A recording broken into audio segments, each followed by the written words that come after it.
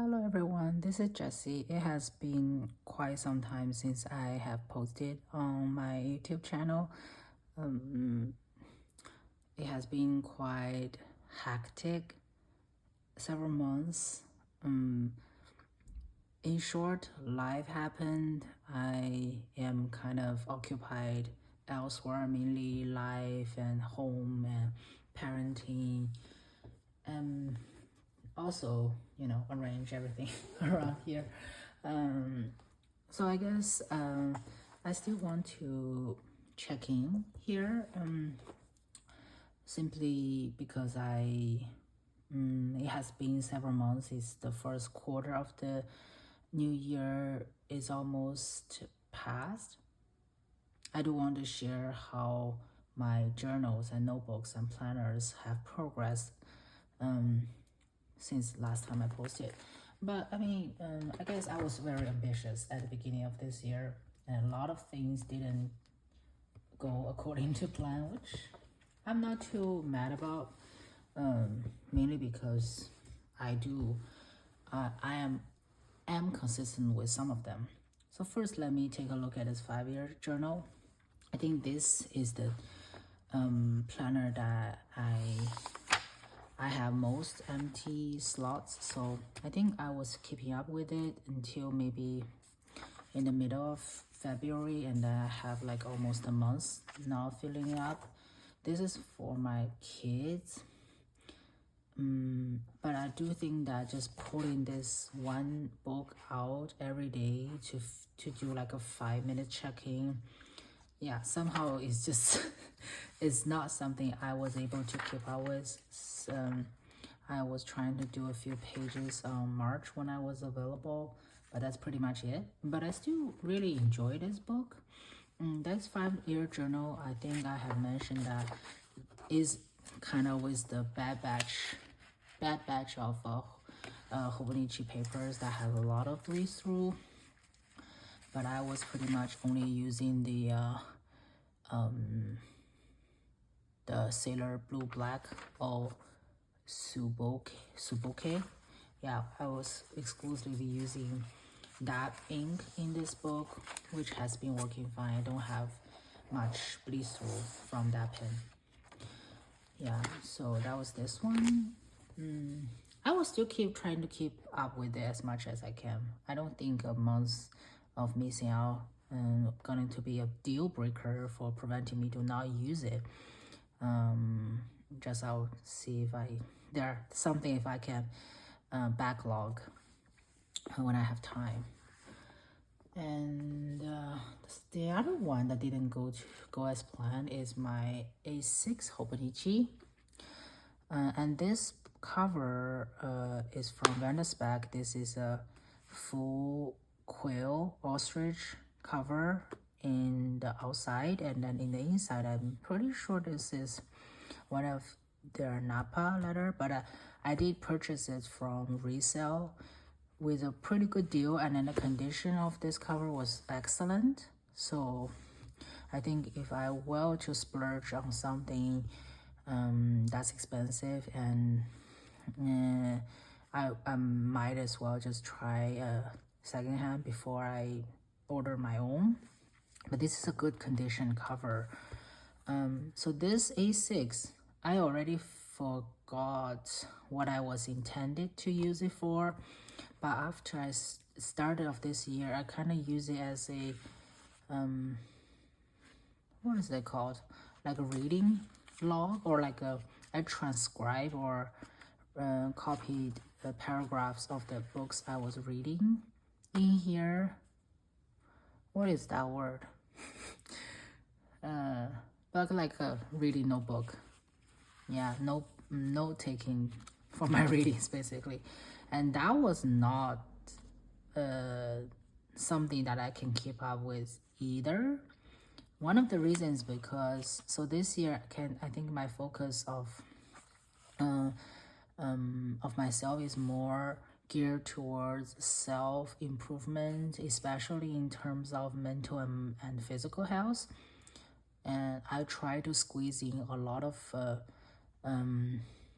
instead of like streaming random podcast or music I have been listening to for so many years, I listen to a lot of audiobooks. So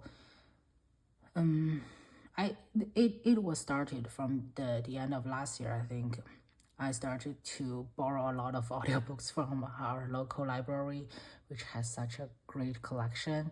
I'm very happy I finally jumped back into the audiobooks. So I have logged 18 audiobooks so far this year. So like 18 in 3 months, it's already surpassed what I have like listened to or read for maybe the past 5 or 6 years. It was amazing to be able to learn those new things, and then usually books are more concise and well written and well organized for comprehension. But the trouble is I really don't have the time to really sit down and try to transcribe what I think are useful or important in those books. So I guess I use it for a little bit, but not as much. And when I was writing, I again realized that A6 just may not be an ideal size for me. Although I have used an A6 Obonichi for the whole year last year. Yeah, maybe this is only going to be good for maybe like short note taking, but not necessarily for long term or like a long period of handwriting sessions, basically. Yeah. But I'll see how much I can keep up with this book. I still keep logging them. So maybe in the future, after I finish a notebook or finish an audiobook, I will try to at least give in a few points of notes that list what I find interesting or useful in those books. And if I were to revisit them in the future, like if there are things that I want to pay attention to. Next, that was for this one. And for I think I bought 4 or more weeks this year. One of them is the Year of Snake, the snake toy one. I have been using as a work planner, which has been working fine. Other than the fact that I got a mega version and I was too ambitious, and I have definitely not making enough damage on the note pages in the back. I'll see what I can do with those. But this one, at the beginning of this year, I don't think I have a very good idea of what I use this for either. And because I don't want to do a dedicated planner for my hobby. But I gradually realized that I am paying more and more attention to my financial situation. Especially I'm kind of like a home runner now. I do have kids, and I supposedly should be the one that's in charge of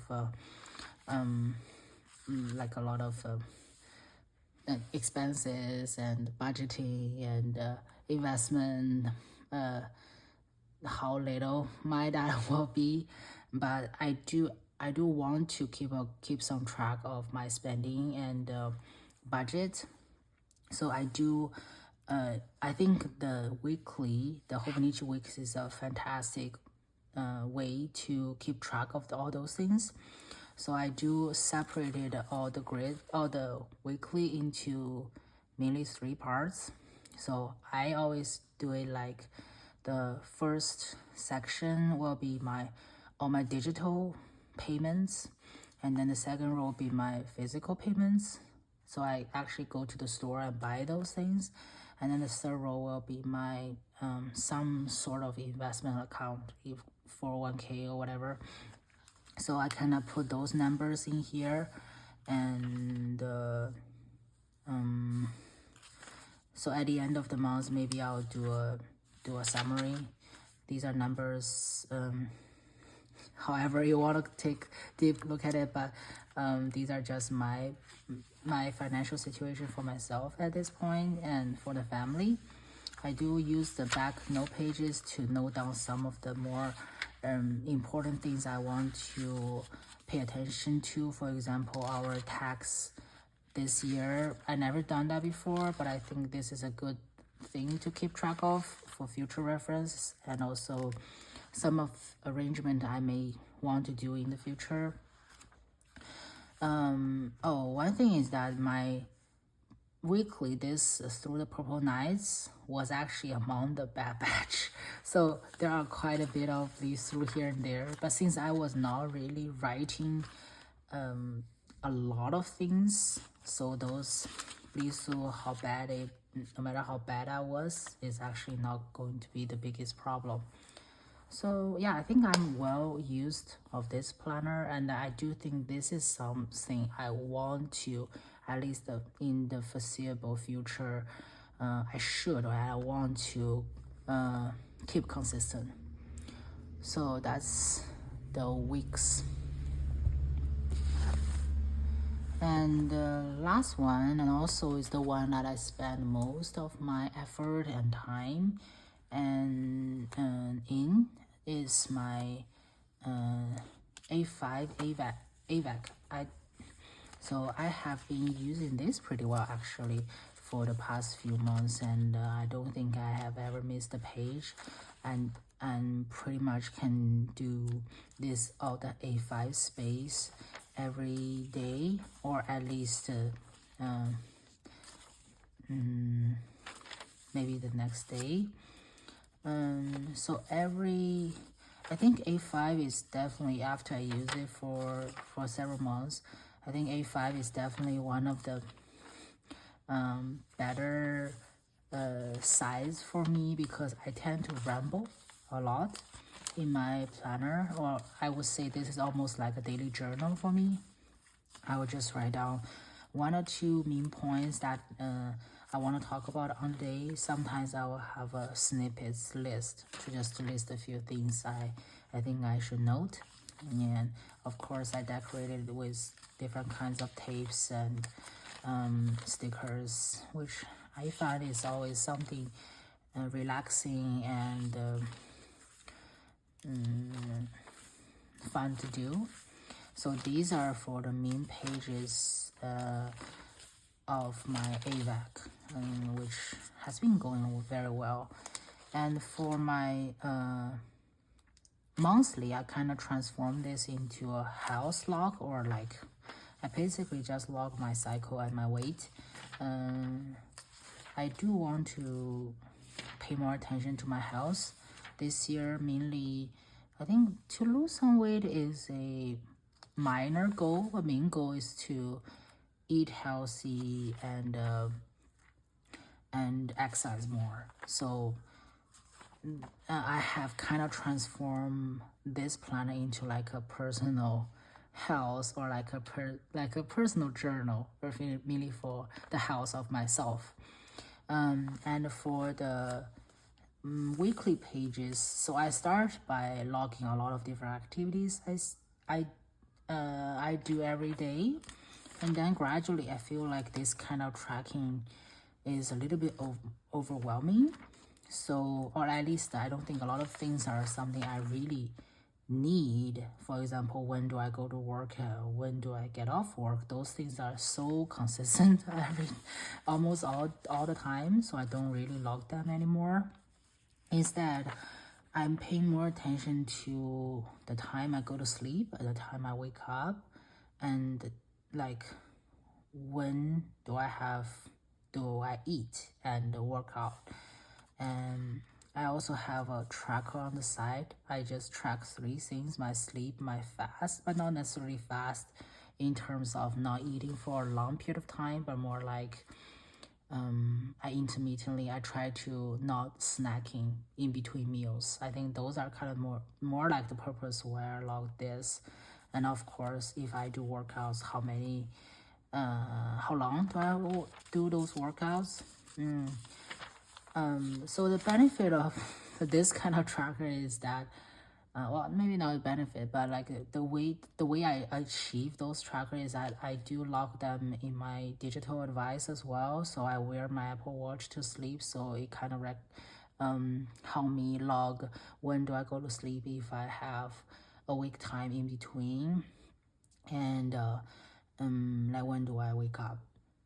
So I feel like this is something maybe it's only for myself, but if there's if any of my viewer or like who watches this had a similar issue with me, I start to realize that even I am 36 this year, so I am born in the year of snake, so I'm 36. I have been on period for more than 2 decades, but I recently start to realize that my cycle, how that's actually related to my mood, my physical ability, and as well as my sleep. So after I locked down for 3 months, I finally realized that all of my insomnia, or like chunks of time where I woke up in the middle of the night and cannot go back to sleep for like 2 hours, those all happened like in the week before my period, which is I think that's called the luteal phase of our cycle. Yeah, I recently learned that, despite the fact that I kind of have that cycle for more than 20 years. But I think that's kind of funny, but also kind of sad. But I'm glad I know it now.